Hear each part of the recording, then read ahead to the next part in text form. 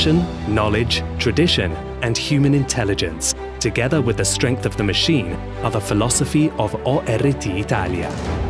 Founded in 1964 by Luciano and Paolo Cavagnoli, ORT Italia produced more than 4,000 machines, installed all around the world.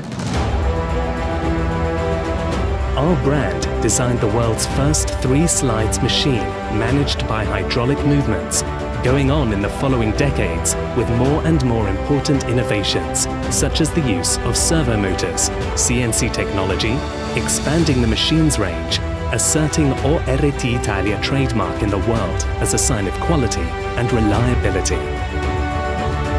The trademark has been acquired in 2013 by the company Jam Jovis of Mr. Franco Mizzotti to realize a strong synergy between the two companies.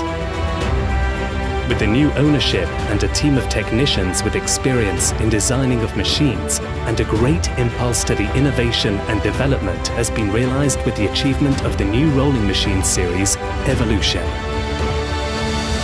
The final result is a new range of machines with a fully redesigned strong frame, a fully automatic machine setup, and high-precise adjustment solutions to satisfy the ever more strict requirements of our customers.